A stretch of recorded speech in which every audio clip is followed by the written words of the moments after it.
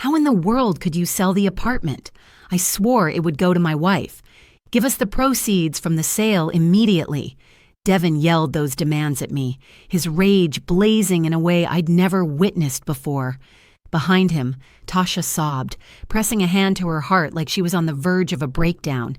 Yet I simply inhaled steadily and replied evenly, "I have another announcement you'll want to know." As those words escaped my lips, I observed my boy's expression shift. It began with bewilderment, followed by dread, and then that shake in his fingers that surfaces only when the ground seems to crumble underfoot. "But Mom," he stuttered, his tone breaking, "my spouse and I have no place to stay. We can't end up homeless." And in that exact instant, I realized victory was mine. Because for so long, I had been the one shaking. I had been the one pleading. I had been the one existing in constant terror. But that version of me is gone forever. I go by Clara Mae Johnson. I'm 65 years of age. And just 6 months back, I was unseen. Unseen by my son, unseen by his spouse, and unseen even by my own reflection. I resided in a 2-bedroom space that my departed husband and I purchased 3 decades prior. It lacked luxury. The corners bore marks from leaks. The cooking area was cramped and dimly lit, yet it belonged to me. It stood as the sole spot on earth where I mattered beyond a mere outline.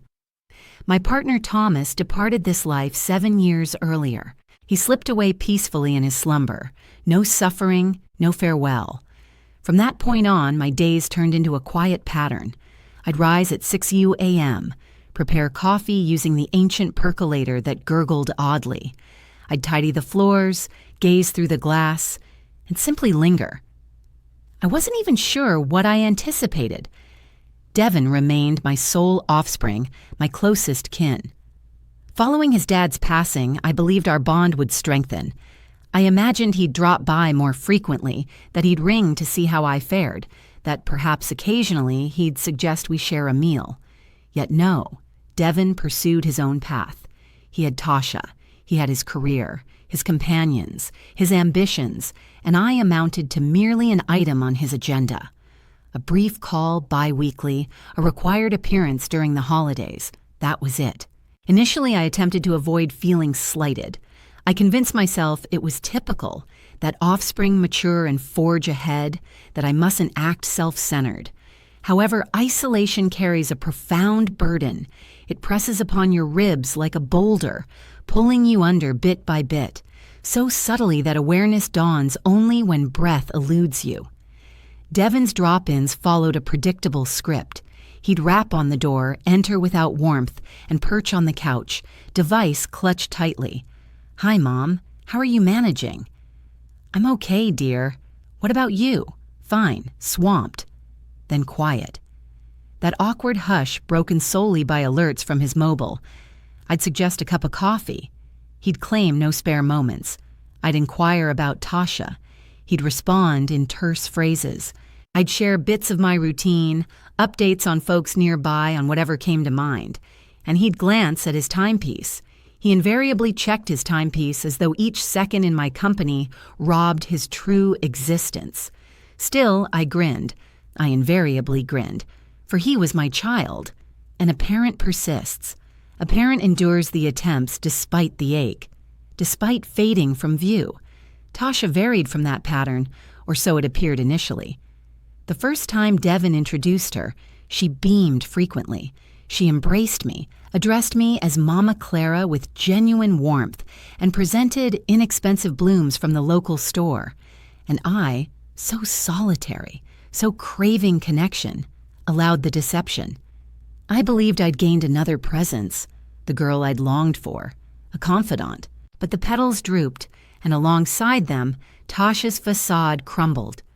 Gradually, I began detecting the stares, those fleeting scans she'd cast across the rooms when she assumed I wasn't observant. Looks that assessed, that computed, that gauged worth in every detail, the surfaces, the furnishings, the area overall. And then clarity struck. In her eyes, I wasn't human. I was a barrier separating her from her desires. The slights emerged gently. so mildly that initially I dismissed them as figments. One afternoon, Tasha showed up alongside Devin and remarked, "Mama Clara, this couch is outdated. You should consider updating it." I explained funds were short for such changes. She grinned and added, "Anyway, once this place becomes ours, we'll overhaul it all right away." Once it's ours, implying they'd already settled it, as if my end was merely awaiting completion. On another occasion, they dined here. I'd prepared for hours. I'd fixed the braised pork cutlets my boy adored from childhood, but Tasha scarcely nibbled and commented, "A tad oversalted, right, Dev?" And my boy, my very own, agreed without so much as a glance my way. They abandoned their dishes mostly untouched, and I, true to form, remained mute. I merely cleared away quietly as they discussed their schemes, their aspirations, their prospects excluding me entirely. Yet a single incident altered it all. It occurred on a Tuesday in the afternoon. I was in the lavatory when I overheard Devin and Tasha entering. They hadn't mentioned they were stopping by. I caught snippets of their conversation drifting from the living room, and the edge in their voices stopped me cold. It compelled me to eavesdrop. "What do you figure this property's value is?" Tasha wondered. "Not sure. Perhaps around $280,000. Devin answered. "That'd cover the initial payment on a proper home, something spacious." Tasha's tone bubbled with enthusiasm. "But your mother won't part with it, right, Devin?" He chuckled, a hollow, unsettling sound. "No, but she won't stick around eternally. Once she's gone, it's all mine. That's the sole legacy coming my way." Tasha exhaled, sounding eased. What a relief. Truth be told, I can't fake affection for her much longer. A piece of me broke then, irreparably. I remained in the bathroom, pressing my palm to my lips to stifle any noise. Tears streamed down unchecked, yet they weren't born of grief. It ran deeper. It marked the end of a delusion, the belief that my boy cared for me, that I held any significance in his eyes. When I eventually emerged, they lounged on the couch. Tasha flashed a grin. "Mama Clara, didn't expect to see you here. We had no idea you were in." Pure fabrication. They were fully aware. They simply didn't give a damn.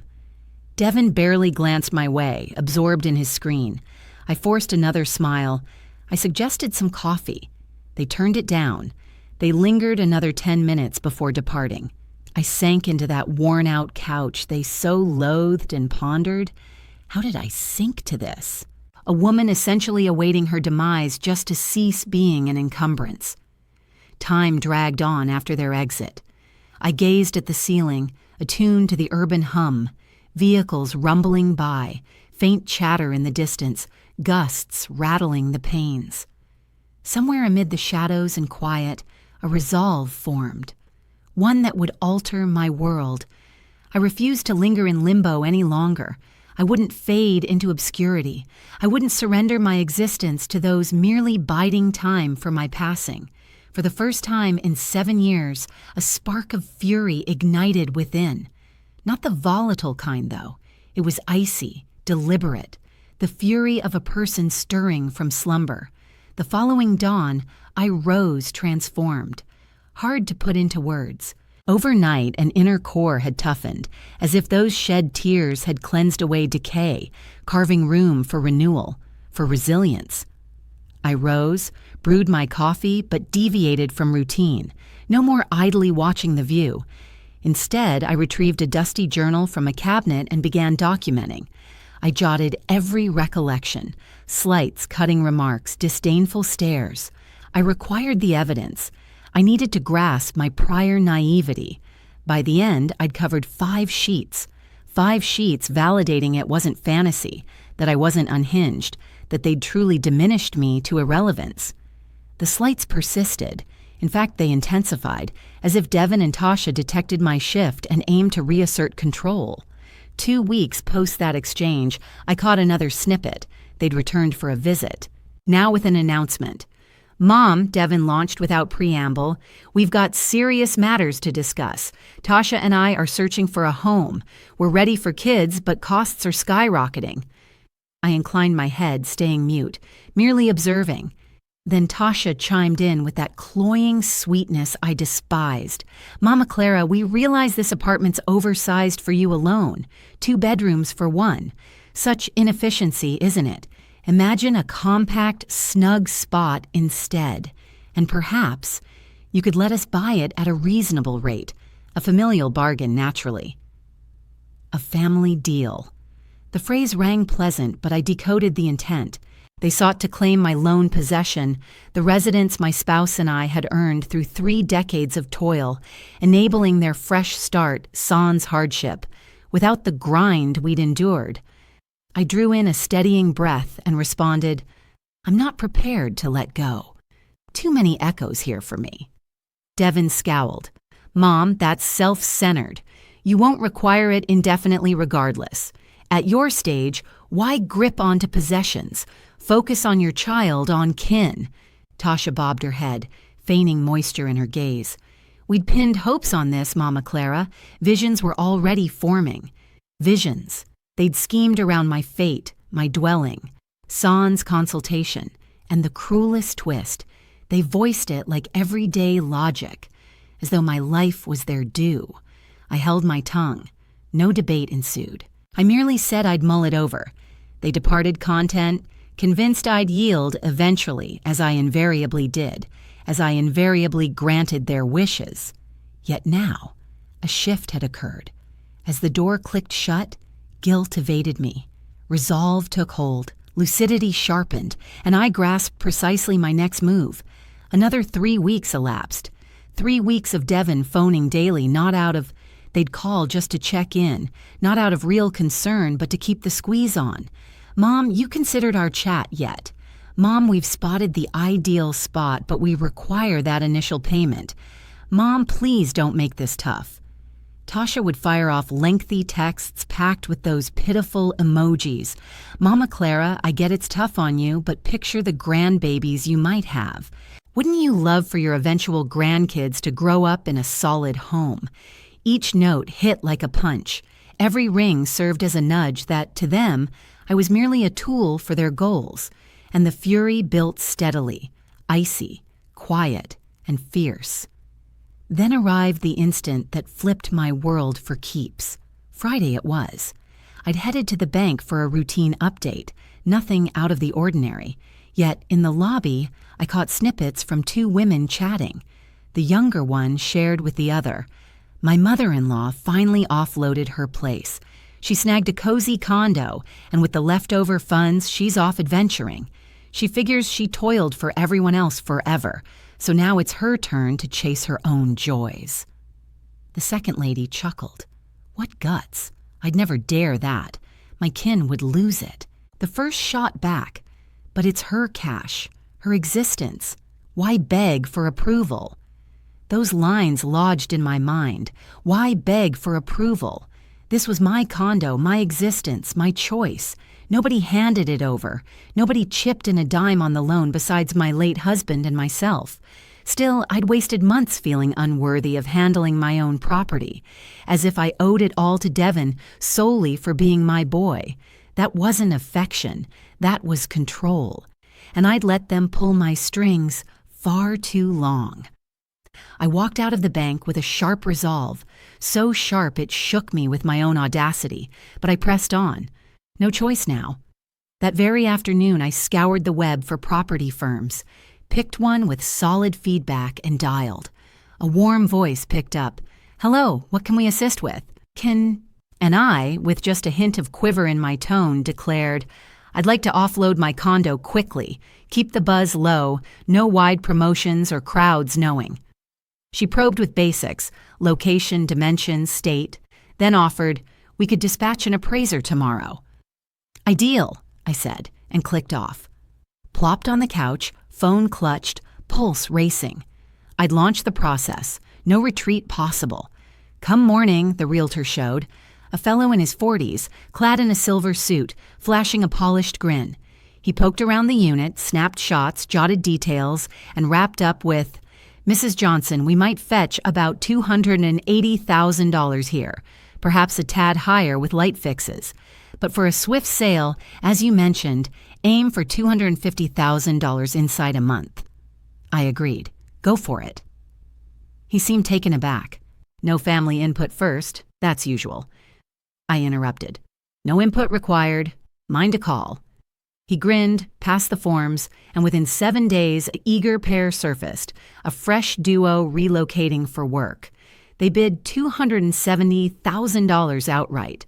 No loans, no hassles. I greenlit it on the spot. Through it all, I kept Mum on Devin. He rang nonstop, ramping up the push. Mom, what's the verdict? We need word soon. Tasha's on edge. I'd dodge with, still mulling it over, kid. Grant me a bit longer. He'd huff in annoyance, but eased off, convinced I'd fold like before. Yet as he sat smug, I inked deals, finalized the transaction, watched the funds hit my account, and hunted a fresh pad for me, a compact one-bed in a serene area, priced at $175,000, paid in full, no loans, no burdens. The surplus, north of $100,000, went into a savvy investment plan from the bank. Relocation flew by. I tapped a modest crew, boxed just the must-haves, outfits, select volumes, hubby picks, the keepsakes that counted, ditched or donated the extras.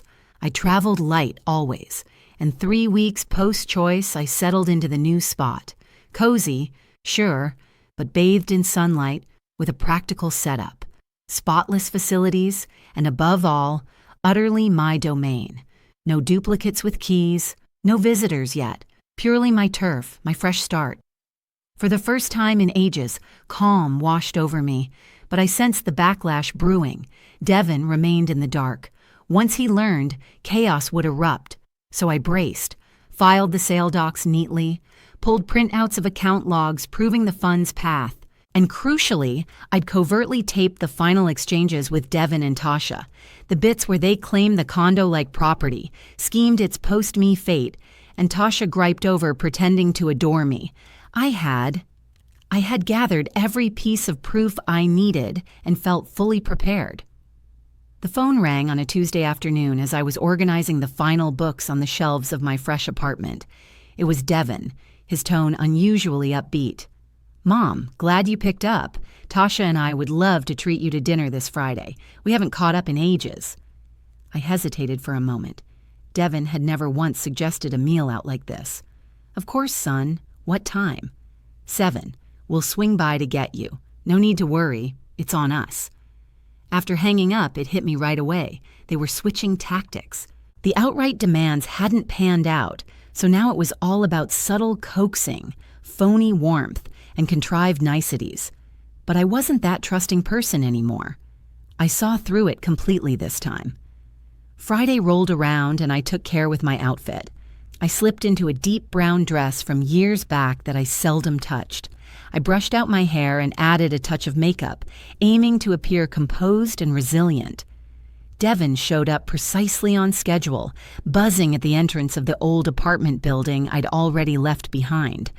I lingered upstairs for a bit before heading down. Stepping outside, I spotted him by the vehicle, scowling at his screen. "Mom," he called out as I approached. "What delayed you? I almost headed up." "I needed time to prepare," I answered steadily. We climbed into the car where Tasha sat up front. She twisted around with an enormous grin. "Mama Clara, it's wonderful to have you here. You look fabulous." Her words dripped sweetness, but her gaze was frigid. We headed to an Italian spot, not extravagant, yet far from bargain basement. Devin picked a secluded booth in the corner, shielded from the bustle and prying eyes, ideal for whatever intimate chat they had in mind. We placed our orders: pasta for Tasha, a steak for Devin, and just a basic salad for me. Appetite had vanished. My gut churned, not with dread, but eager expectation. At first, they chatted idly. Devin's job updates, a pal of Tasha's recent wedding, the mild weather. I stayed quiet, offering nods and polite smiles as required, as, all the while, I anticipated the true purpose of this outing surfacing soon enough.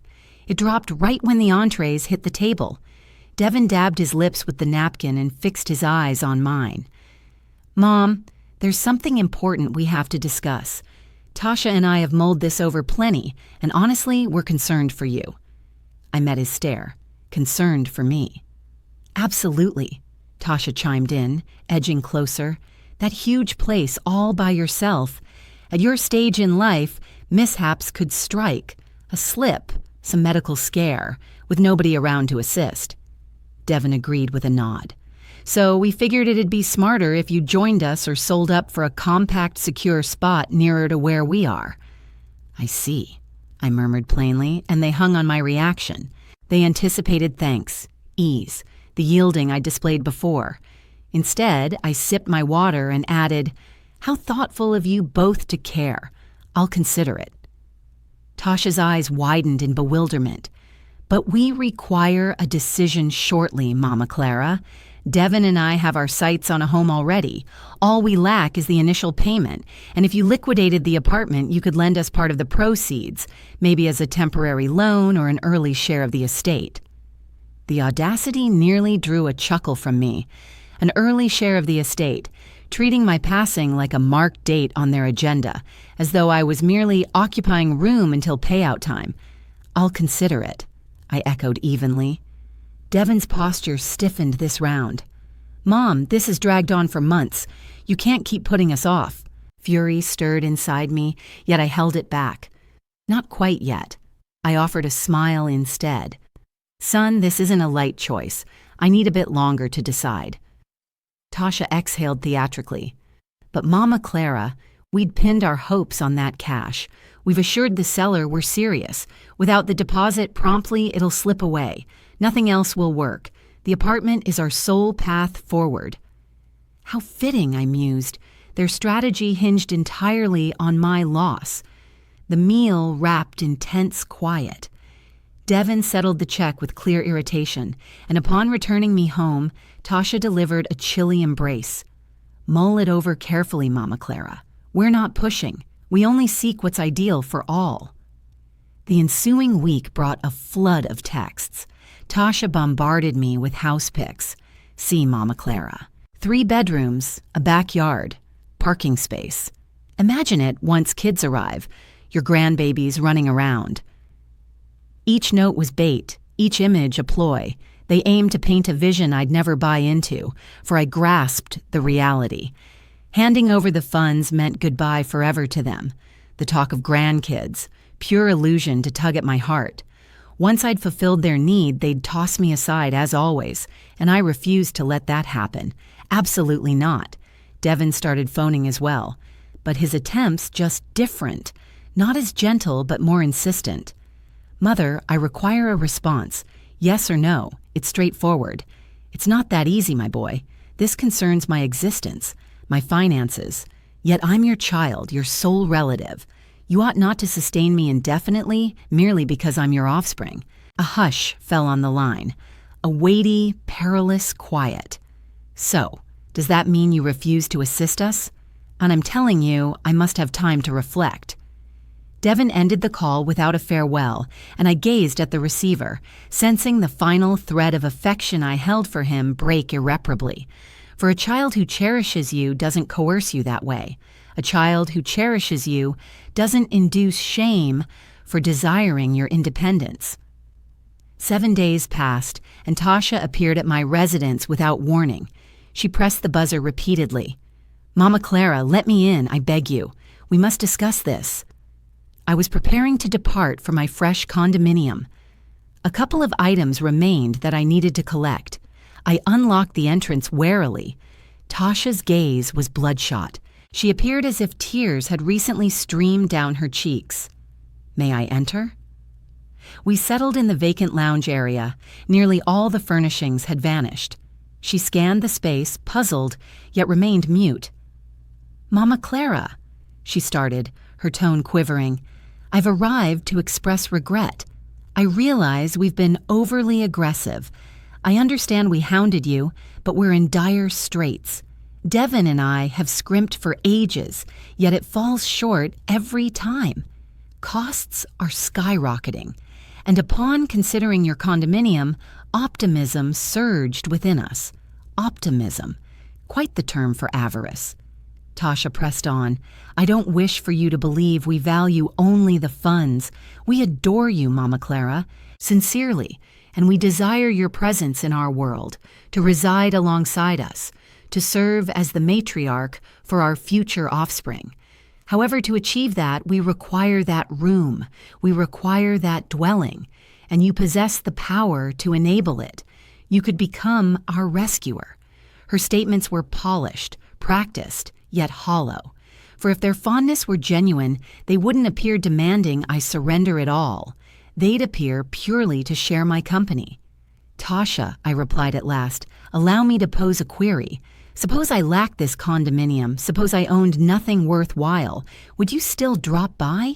She flickered her eyelids. "Naturally, Mama Clara." "What sort of inquiry is that? Then explain why, over these recent months, you've contacted me solely to broach the condominium. Why do you abstain from phoning merely to inquire about my well-being? Why does each dialogue conclude with identical pleas?" Tasha parted her lips, but silence ensued, for no retort existed. Or more precisely, the truth was evident, and she recoiled from acknowledging it. She lingered quiet momentarily, then rose. I suspect my timing was poor. "We'll converse another day." And she departed, abandoning me in that barren chamber. Yet solitude evaded me. Liberation enveloped me, for each exchange, each ploy, each deception merely validated my wise choice. That evening, ensconced in my novel condominium, I scrutinized the paperwork once more.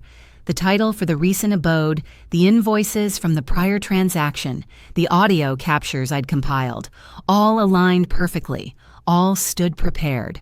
Solely the culminating instant remained, the showdown. And I anticipated its arrival promptly, as Devin and Tasha lacked restraint, and their urgency would prompt an error. An error I anticipated. I inhaled deeply, sipped steaming tea, and readied my mind for the impending events. For the conflict had scarcely commenced, and now I wielded every armament.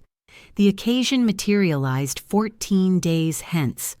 I foresaw it would transpire, that Devin would exhaust his tolerance and arrive unexpectedly, attempting to corner me into yielding a verdict. That occasion materialized at last. It was a Saturday dawn. I lingered in my updated condominium, sipping coffee beside the pane, observing the bustle below. My telephone buzzed. "Devin, Mom, I'm heading to your location. We must resolve this dialogue presently. You cannot evade us perpetually. I'll arrive within 30 minutes. He disconnected prior to my reply. I fixed my eyes on the device. My pulse raced, yet not through terror. It surged with raw excitement. I had anticipated this juncture. I had readied myself. And here it stood. I attired myself leisurely, loose trousers and ivory shirt. Unremarkable. I secured my tresses, slipped on footwear, and proceeded to the former dwelling. Indeed, I retained the keys. The subsequent proprietor delayed entry until the ensuing week, so formally access persisted. I preceded Devin, ascended the staircase, turned the lock, and anticipated. The condominium neared vacancy. Merely several crates dotted the edges. My footfalls echoed against the stark surfaces. I positioned myself on the ground, spine to the barrier, and awaited. 5 minutes elapsed before rapid strides echoed in the corridor. The portal swung wide. Devin stormed inward like a tempest. Tasha trailed. "Mom," he commenced, yet halted abruptly upon beholding the desolate space. His expression morphed from bewilderment to distress instantaneously. "What's happening here? Where's the seating? Where has it all gone?" I rose gradually. "I disposed of it," I stated evenly. "You parted with the seating?" Tasha inquired in a shrill tone, switched to a sharper tone. "It's not only the furnishings," I shot back. "I got rid of the apartment as well." The quiet that ensued rang in my ears. Devin gawked at me like the words hadn't registered. Tasha turned ashen. "What did you just say?" he whispered. "I disposed of the apartment," I stated more firmly this time. 3 weeks back. The documents are finalized. The handover's complete. The buyer takes possession next week. Devin erupted. "How dare you offload the apartment? I'd pledged it to my spouse. Fork over the proceeds immediately. His tone boomed. His fingers shook. Tasha started weeping. Mom, how could you pull this on us? We relied on that spot. We built our future around it. We cherished those visions, and you've shattered them all. I held my ground, didn't flinch an inch. I met their gazes head on. That apartment belonged to me. It never was yours. It never would be. And I had every right to handle it my way. Devin advanced a pace, his cheeks flushed with fury. You can't utter that. I'm your boy, your sole kin. That place was my legacy. It was the sole bequest you intended for me. Your legacy. I echoed steadily. Devin, at 38, you're employed. You're fit. You've got decades stretching out before you. Yet you were scheming over my possessions while I'm still breathing. That's not son-like. That's scavenging.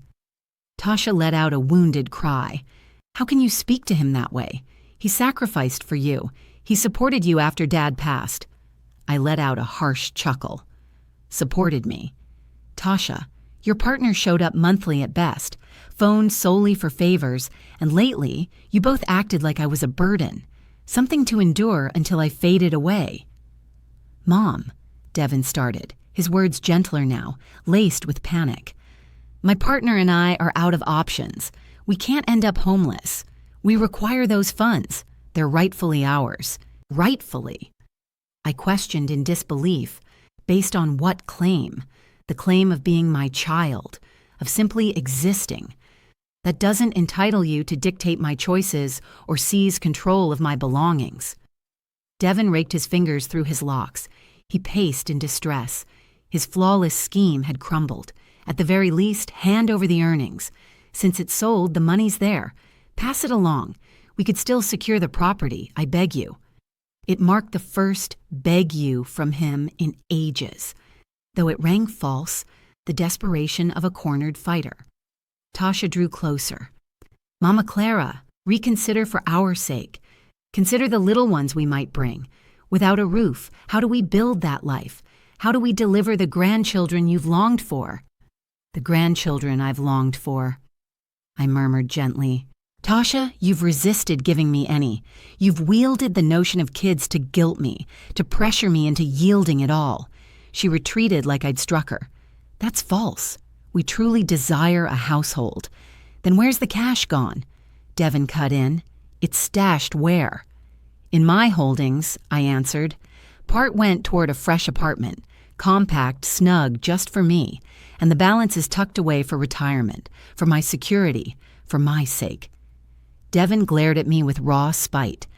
You're self-centered, a greedy elder fixated on your own needs. And what else should I have done? I fired back. Surrender it all and wind up destitute, scrape by on handouts, banking on a yearly pity visit. Tasha wailed theatrically. We long to keep you close. We plan to look after you. Ah, pure fiction, I declared solidly. You sought my wealth, and once obtained, you'd shove me into the most basic care facility imaginable. Devin shook his head. You're delusional, fabricating tales. No fabrications here, I insisted. Then I fished myself from my pocket. I've got evidence. Evidence of what? Tasha queried, her tone quivering. Of it all. Of each discussion where you treated me like a corpse. Of every scheme plotted in secret. Of every vicious remark whispered, assuming I was deaf to it. Devin's complexion paled. You taped us. I taped you, I verified, to confirm I wasn't delusional, to document that you viewed me merely as a tool for your gains. Devin lunged forward, knuckles white. Hand over that device now. Absolutely not, I countered, retreating. These tapes serve as my safeguard, should you resort to folly. Such as, Tasha pressed, launching a lawsuit, attempting to strip my assets, fabricating claims of my dementia or incompetence. I've read plenty to recognize the playbook. Devin barked a dry, bitter laugh. You're unhinged, utterly mad. Perhaps, I conceded, or perhaps I've reclaimed my wits after decades of being trampled. A heavy hush fell. We three locked eyes. The atmosphere hung heavy with fury, anguish, and revelations that had at last surfaced.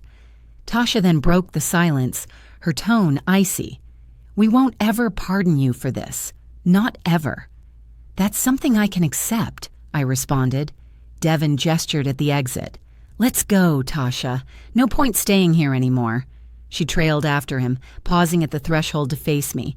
"I hope that cash brings you joy, Mama Clara, since it's costing you your sole remaining kin." "It stripped away my family ages back, Devin," I countered. "Only now do I grasp that truth." They departed, banging the door shut. The noise reverberated through the vacant apartment. I remained by myself, yet solitude didn't grip me. Instead, triumph washed over me. Liberation surged within. After years of silence, I'd protected my own interests. I'd refused, and I'd endured. I sank back onto the floor. My limbs shook from the rush of excitement. My pulse hammered on. Yet another sensation stirred, a gentle warmth in my core. It was release. It was serenity. It was the thrill of reclaiming my existence. I lingered in that deserted space for nearly 60 minutes, perched on the ground, gazing at the stark walls, absorbing the whirlwind of events. No regrets surfaced. Not once did I question my choice. Still, the atmosphere carried a sense of conclusion, of resolution. This had been my residence for 3 decades. I'd prepared countless dinners within these walls. I'd grieved my spouse's passing here. I'd aged in isolation right here. And now, I'd seized back my independence. I rose gradually, wandering each barren room, trailing my fingers along the surfaces. "Thank you," I murmured softly. "Thanks for all of it." Then I exited, securing the door one final time. Reaching my fresh apartment, the difference struck me sharply. Sunlight streamed through the panes.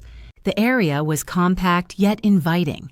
All scents hinted at freshness, at potential, at fresh starts. I brewed some tea, settled near the glass, and after ages a true grin lit my face. Not a strained one, nor a courteous facade, but an expression of authentic contentment. I'd acted for my own sake. I'd prioritized my health above others' schemes, and that empowered me deeply. The phone buzzed, shattering my tranquility. An unfamiliar caller.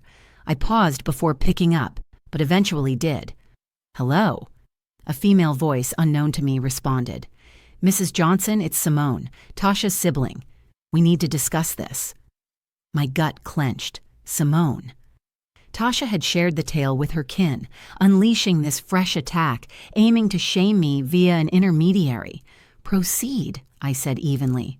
"Mrs. Johnson," Tasha explained the situation, "and I must say I'm deeply let down by you. How could you betray your flesh and blood like that?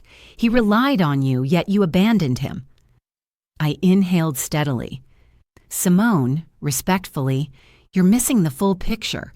You're hearing only your sister's side, painting me as the antagonist. But the reality runs deeper," she dismissed with a snort. "Deeper how? You offloaded the apartment your boy required. That's plenty for me." "My boy didn't require it," I stated resolutely. "He desired it." Big distinction there. Simone pressed on, her words sharp and blaming. "Tasha's heartbroken. Devin's crushed. You've shattered their visions, their future aspirations, and why? For a tinier spot to hoard cash you won't outlive to enjoy. Total self-centeredness." I heard her out without cutting in. I allowed her to unload it all. When she paused at last, awaiting my retort, I replied with a steadiness that astonished me. "Simone, I get that you're standing up for your sibling. That's understandable. But consider this. When did Devin and Tasha last drop by without seeking favors? When did they reach out purely to check on me? When did they regard me as more than an ATM? A heavy quiet hung on the line.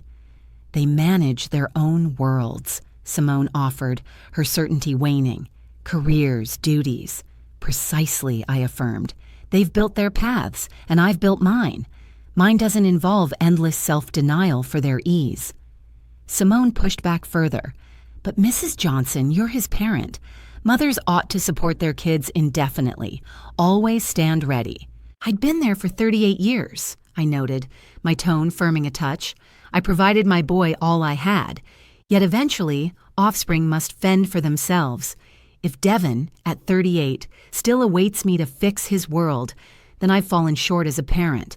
But I refuse to compound that error by letting him exploit me. Simone disconnected abruptly, no farewell. I eyed the device. I sensed more calls loomed. That Tasha and Devin would enlist allies to sway me, to manipulate my conscience, to wear me down. Yet my resolve stood firm.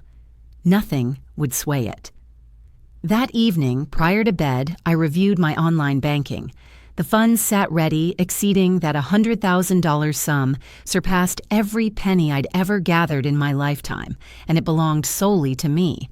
Nobody could claim it. Nobody could insist on it. It served as my security blanket. My independence took shape in those digital figures. I rested soundly that evening. No bad dreams, no worries, only calm. The next few days unfolded in an oddly routine way. I focused on making my fresh condo feel like home.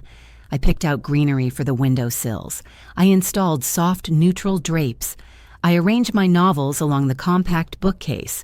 Every action underscored that this place was entirely my own, free from critics who might nitpick or suggest alterations. It became my sanctuary, my personal domain. 7 days afterward, a lengthy text popped up from Devin, packed with deliberate phrasing. It started with, "Mom, I've reflected on things, and I think we both uttered painful words. I realize I've let you down as your child.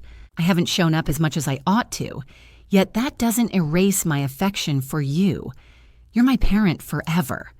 I'd love for us to chat, to sort this mess out." I scanned it repeatedly, hunting for genuine remorse in the subtext, but it eluded me. Nowhere did it include a straightforward, "I'm sorry."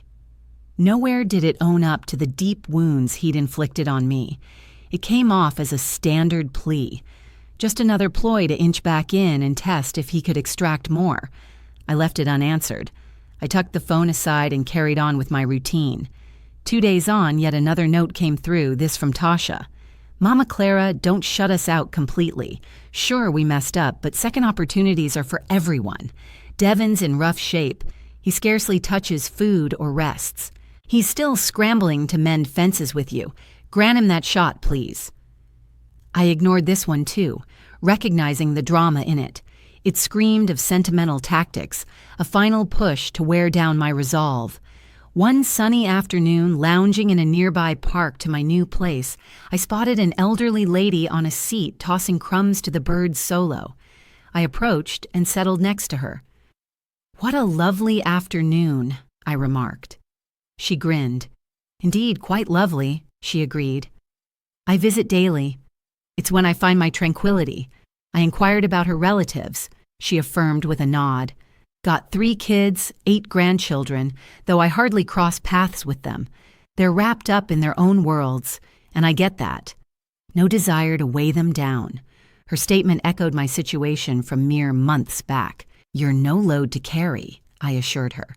"You're human, worthy of respect like anyone." Surprise flickered in her gaze, then a watery smile.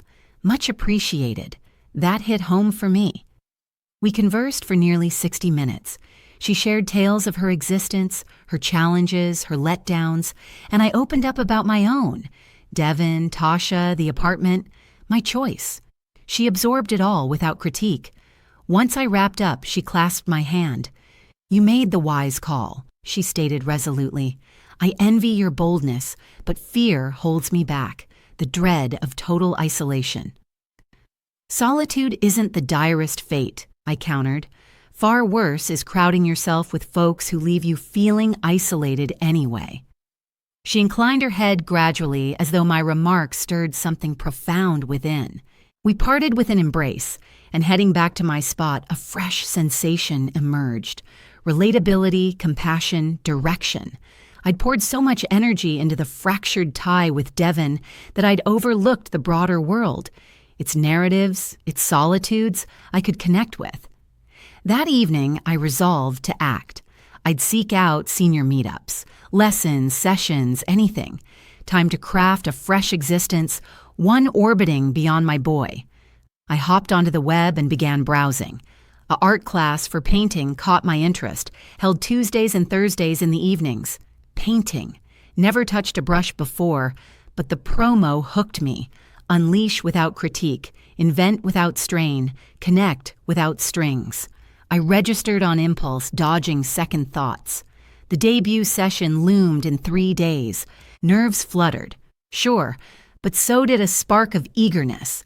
A buzz absent for ages, the rush of embarking on uncharted territory, unveiling hidden facets of me. In the interim, notes from Devon and Tasha kept coming, more frantic by the hour, more scheming. "Mom, come on! You can't ghost us indefinitely. We're blood." Mama Clara, Devon's eyeing counseling. He's dead set on improving. Your backing's key. Mom, just respond. Let us know you're fine. We're concerned. Every ping aimed to pry ajar the barrier I'd erected. Yet I wasn't the pushover swayed by honeyed talk anymore. I'd evolved into a tougher version, one who'd grasped that declining isn't villainous. It signals self-respect with limits. And limits, not barriers. They're gateways you decide to unlock or secure. Come Sunday, one final ring buzzed in, from a familiar line. It was Brenda, a far-off relative I hadn't encountered in ages. "Clara May," she stated solemnly. Devon reached out to me. He shared the details of what went down, and I'd like to say I get where you're coming from, yet I'd also urge you to think about letting go. Kinship matters above all, and clinging to bitterness just wounds you in the end. I absorbed her message, drew in a steadying breath, and answered, "Brenda, this isn't about resentment. It's a choice. The choice to shield myself from further pain. And if bonds like family mean so much, why didn't Devon demonstrate it back then? Why only recall those ties when there's something to gain?" She seemed at a loss for words, so I seized the quiet moment. "Thanks for checking in, Brenda, but that choice is set in stone." And with that, I ended the call. Tuesday crept up quicker than anticipated. That marked my debut art session. I rose with the dawn, enjoyed a serene meal, and slipped into relaxed attire. Charcoal trousers and a gentle cream top. Nothing fancy, yet it boosted my spirits. Upon reaching the venue, I found a cozy, sunlit space. 6 fellow attendees were there, all females past 50.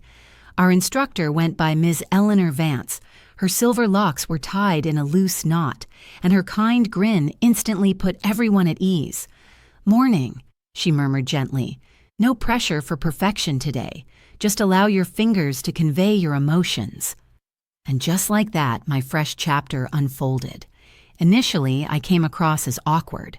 The brush shook in my grip, hues blended oddly across the surface. But Ms. Vance strolled between the easels, offering uplifting remarks. Art holds no errors, merely revelations. After about 60 minutes, a tension within me eased. I ceased overanalyzing. I quit critiquing each mark and merely let the colors flow. I'm unsure what emerged on my canvas. It turned out abstract and turbulent, yet utterly personal. By the session's close, a weight lifted from me, like releasing a burden I'd carried for decades. The group then displayed their pieces. Every creation carried its narrative. Every artist bore her struggles, and judgment had no place there. It felt secure, a haven where I could simply exist as Clara May, not a parent, not a grieving spouse, just myself. Post-class, one lady drew near. Ruth Baker was her name. She sported cropped, bouncy tresses and a contagious chuckle. "New to this, huh?" she inquired. "Yeah," I confirmed. "It radiates, though positively. You've got plenty bottled up to unleash." We shared a chuckle. She suggested a quick brew. We headed to a close-by spot, and sipping our steaming drinks, Ruth opened up about her path. She'd wed for 4 decades. Her spouse passed 3 years back, and her kids resided in distant towns. Visits came annually if fortune smiled. I sank into despair initially, she confessed. It seemed my world had ended. But eventually I realized no one else would seize my days, so I claimed them. Now I'm here, creating, moving to rhythms, embracing it all. Her insight struck a chord deep inside. That's precisely my pursuit, reclaiming what's mine. Ruth turned into my inaugural genuine companion after so long. We'd link up following each gathering. At times, lattes, others, strolls through greenery. Conversations flowed freely on all topics, raw and unfiltered, free of critique. It freed me to connect with someone who grasped the thrill of renewal later in life. The next fortnight flew by. 14 days of tranquility, fresh habits, moments brimming with quiet delights. Naturally, calm couldn't endure indefinitely. One Friday evening, a rap echoed at my apartment entrance. No guests on my schedule. Peering through the viewer, my pulse skipped. There stood Tasha. I cracked the door ajar. "What's this about?" I queried, barring entry. Tasha appeared altered, slimmer, wearier. Dark shadows ringed her eyes. "Mama Clara, hear me out. Just a brief chat, 5 minutes max." I wavered. One side yearned to shut her out sharply, but curiosity tugged. What fresh plea could this be? I swung the door wide but held the threshold. "Out with it!" I commanded, arms folded. Tasha inhaled sharply. "I'm here to make amends. Devin has no clue. He's furious, vows eternal grudge against you. But I can't endure this strain, this bitterness. I need you to grasp my regret and why your actions made sense." Her phrasing rang scripted, like a memorized plea. "Regretful, are you?" I echoed. "Or just lamenting the cutoff funds?" Tasha dropped her eyes. "I get it. You figure money drove us, and perhaps it did early on. We weren't villains, Mama Clara, just frantic, dreading tomorrow, viewing your home as our escape from woes. Still, that never justified our cruelty toward you." At least she owned a sliver of truth, more than Devin's stance. "I value your remorse, Tasha, but it alters nothing." She glanced up swiftly. "Yet we might reset. We could forge something genuine. Family ties, no ulterior motives, no demands, just like kin." I let out a heavy breath. I want to trust you, but rebuilding that faith requires time, and truthfully, I'm not sure I possess either right now. Tasha gave a slow nod, tears streaming silently down her face. "I get it. I simply needed you to hear that not all of us are cut from Devin's cloth, that I genuinely feel remorse, and that should you ever choose to open the door again, I'll be waiting." She started to depart, but as she reached the staircase, I called out, "Tasha." She paused. "If you're serious about proving your transformation, skip the promises. Show it through deeds, not for my sake, but your own. Construct a future independent of family fortunes without relying on others to fix your messes. Only then might I see you as genuinely altered." She acknowledged with a nod and walked away. Whether she'd truly evolve was anyone's guess. Likely not, yet she'd managed what Devin never attempted, owning up to her fault. That evening, I settled in and reflected on the whirlwind of the past month. I'd offloaded my apartment. I'd faced off with my son. I'd drawn lines in the sand. I'd taken up art again. I'd forged a new connection. I'd reclaimed my self-respect. Sure, doubts and sorrow lingered at times, along with questions about my choices, but at my core, I recognized the truth. I'd acted precisely as required. I'd rescued myself, since no one else would. The ensuing days flowed in their serene pattern. Art sessions turned into my weekly highlight. Miss Vance guided us through various methods, watercolors, oils, acrylics, and with each lesson, I sensed a growing sense of release, a truer version of me emerging. One afternoon, amid my work at the easel, Miss Vance drew near my station.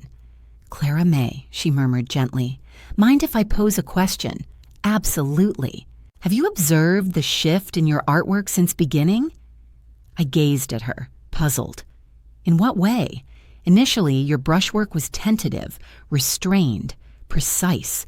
But these days it's bold, assured, unrestrained. That mirrors a deeper shift, a newfound freedom. A tightness formed in my throat. She had nailed it. I had transformed, and that evolution showed up in details I'd overlooked. I've endured a tough ordeal lately, I shared. It forced me into painful but essential choices. Miss Vance offered a warm smile. The most vital choices sting initially, yet they ultimately grant you flight. Those words lingered deeply. Granted me flight. Indeed, that captured my sensation perfectly. Like after decades of restraint, I was at last soaring. Ruth and I began sketching out a brief getaway, merely a couple of days, to a seaside spot nearby for gallery hopping, leisurely strolls, and savoring existence on our terms. No approval sought. It was modest, yet profound. It signified my ability to scheme ahead, that my days weren't finished, that fresh escapades awaited.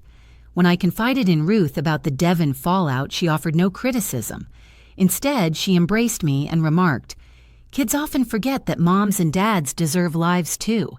They assume we exist solely to cater to them. But you've imparted a key lesson. You've shown them limits." 90 days had elapsed since the clash.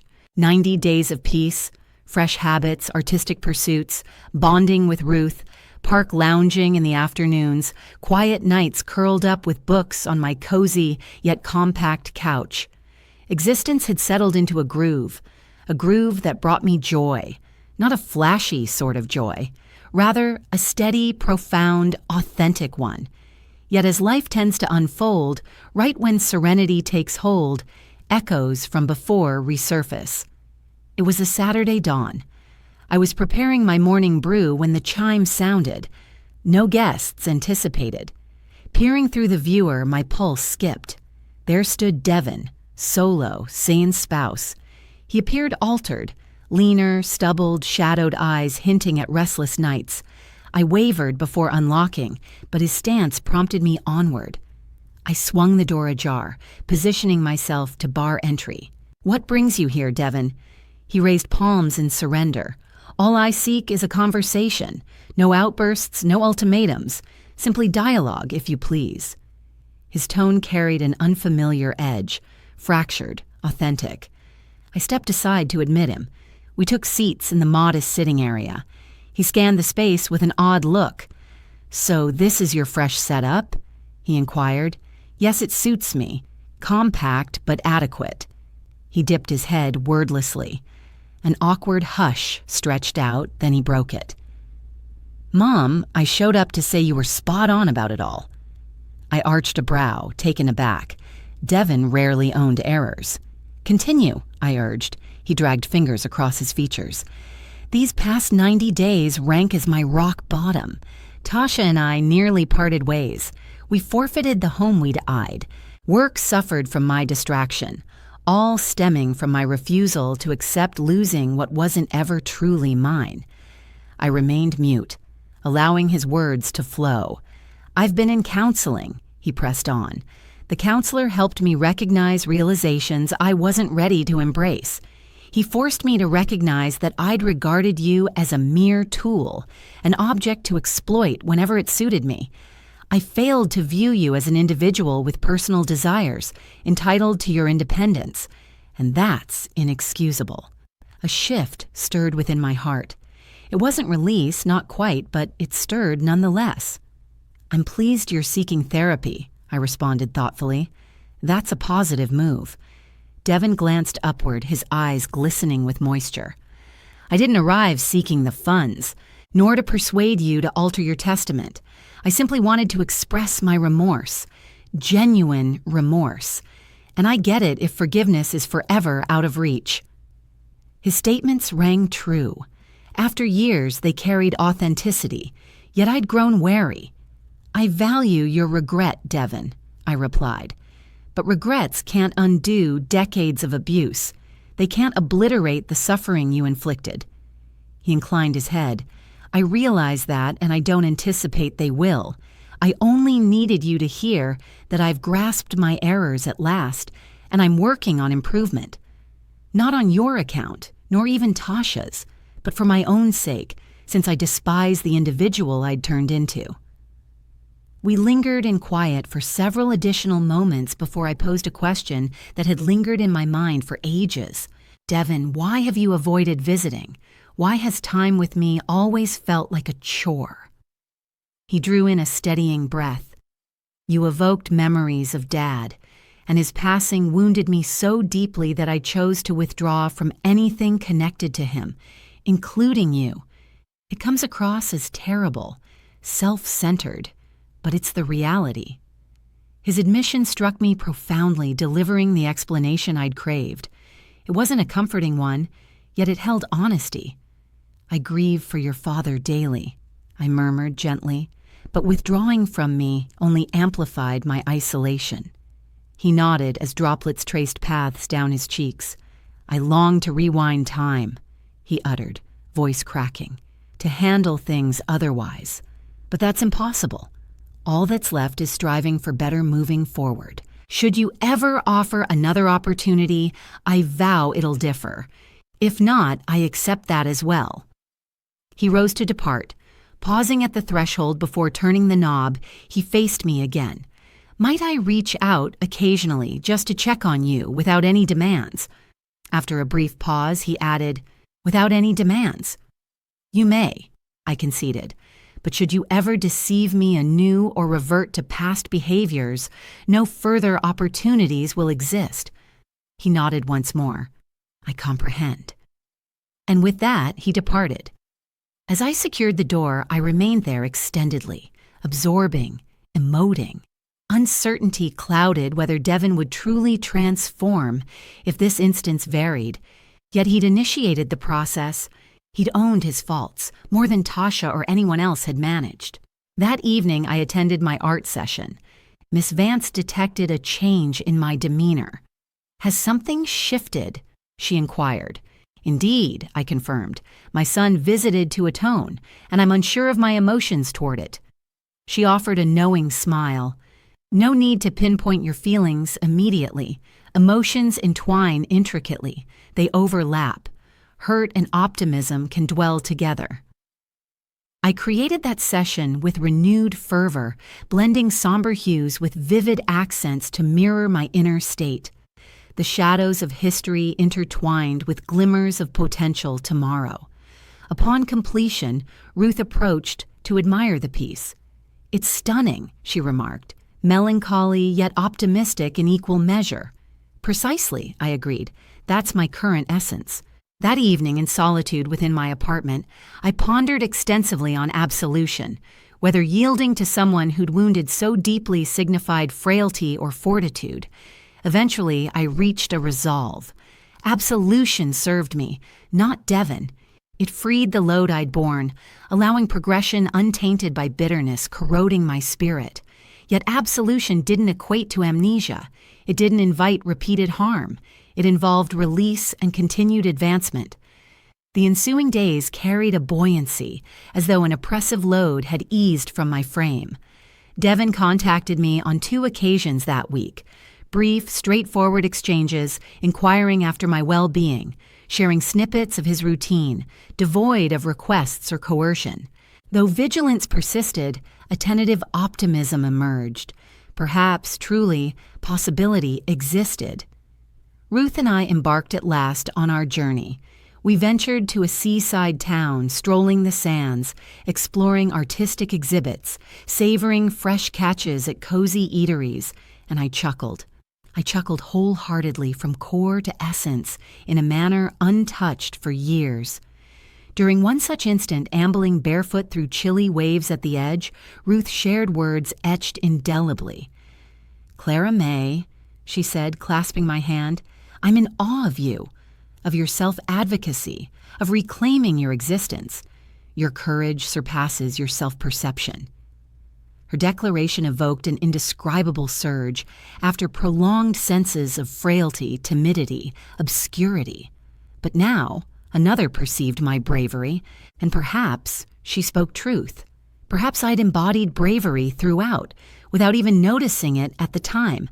True courage doesn't mean feeling no fear at all. It means pushing forward in spite of it. And that's precisely what I'd managed to do. Half a year had slipped by since that intense face-off, a full 6 months dedicated to rediscovering how to exist anew, to uncovering my true self, free from the shackles of remorse, unburdened by the pressures of what others demanded. It was a quiet Sunday dawn. Sunlight poured into my room, casting a warm glow over the greenery that now crowded every nook of my cozy apartment. I rose leisurely, brewed my coffee, and settled near the pane, following my daily ritual. Yet today the atmosphere carried a subtle shift, a sense of wholeness, a profound sense of resolution. My cell buzzed. A text from Ruth popped up, set for the showcase this afternoon. A grin spread across my face. This day held real significance.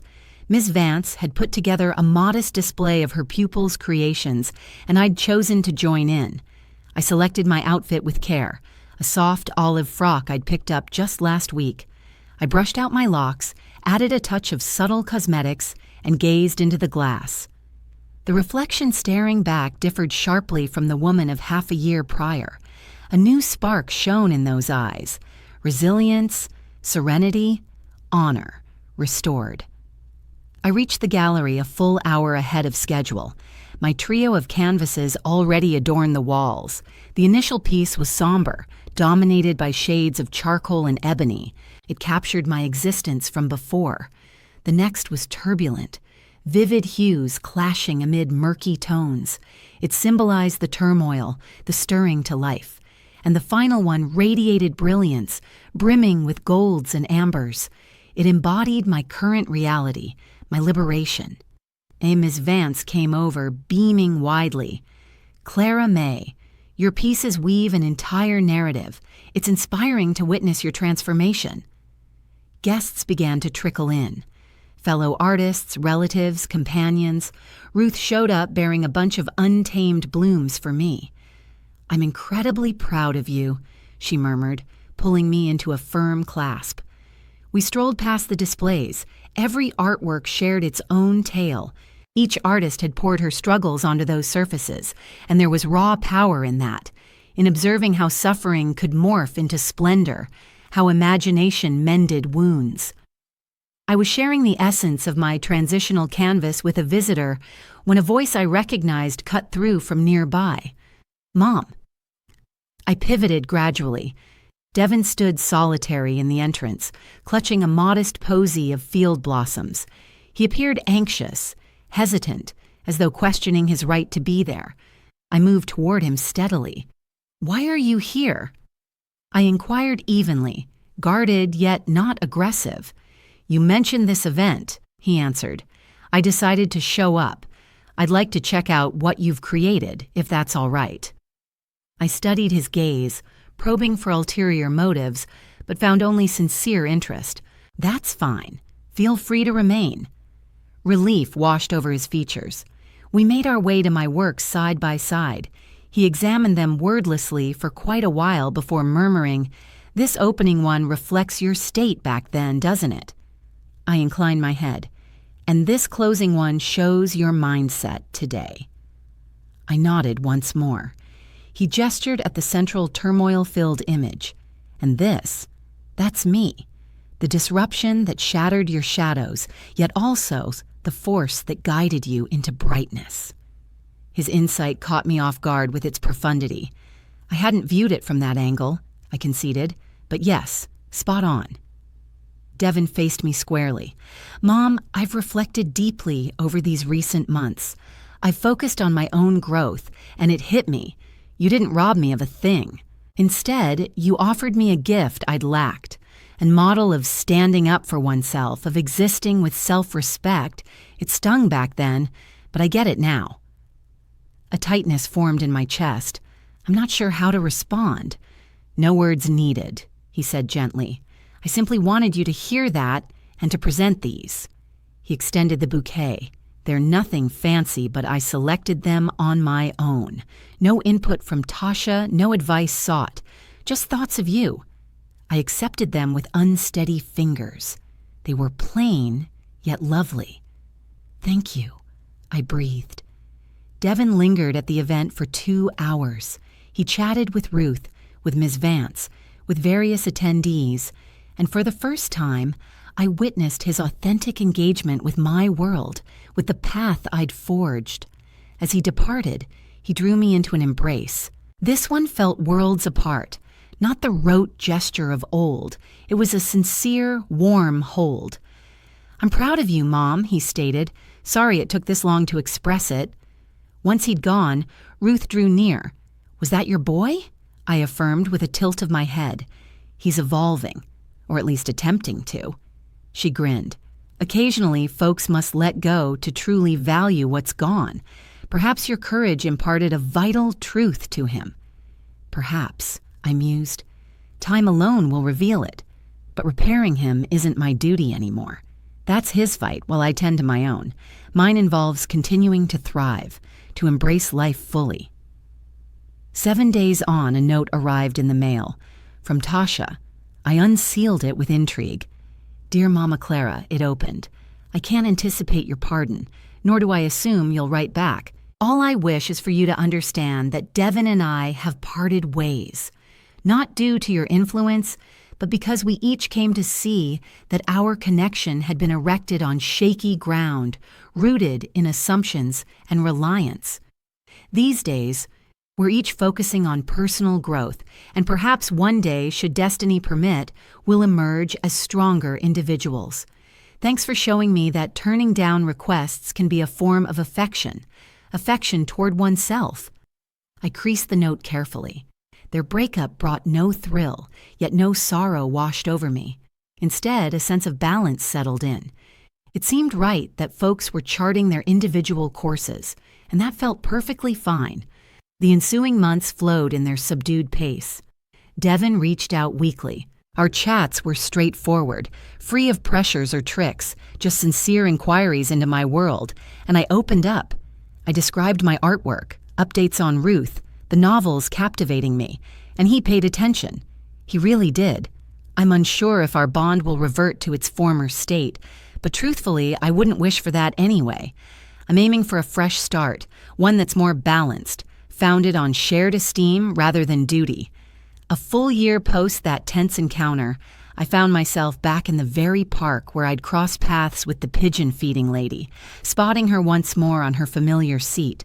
I approached, grinning. "Recall me." She glanced up, her gaze sparkling. "The courageous one." "Naturally, I do." We settled in side by side. I recounted the entire saga. She absorbed it all with focus, and upon my conclusion, she clasped my hand. "You accomplished far beyond self-rescue. You rescued me as well. Following our talk, I heeded your guidance. I established limits with my kids. And you know what? A few bristled, but many comprehended. Now my ties with them ring truer. My gratitude." Her sentiment stirred profound feelings in me, realizing I'd impacted not only my own existence, but another's too. That evening, prior to rest, I jotted in the journal I'd begun maintaining. This day signifies a year from the toughest choice I ever faced, a year from prioritizing my self-worth above others' nods. And I declare without reservation that remorse evades me. I've discovered that affection isn't endless yielding, that kin aren't unquestioned burdens, that pardon isn't erasure, and that later years aren't a finale. They're merely the next segment, one allowing me to embody my true self at last. I owe allegiance to none nowadays. I'm purely myself, and that's abundantly sufficient. It's all. I shut the journal, dimmed the lamp, and drifted off bearing a grin. The grin of someone liberated. Enjoyed my tale. And from which town are you tuning in? Drop by in the comments for a chat. If the narrative resonated, consider a super thanks to fuel more tales like this. Your kind backing means the world. Eager for your thoughts on it. Check the screen for 2 fresh personal accounts I strongly suggest. My channel holds plenty more. Hit subscribe so you don't miss out. Catch you in the upcoming tale. full of warmth and regard.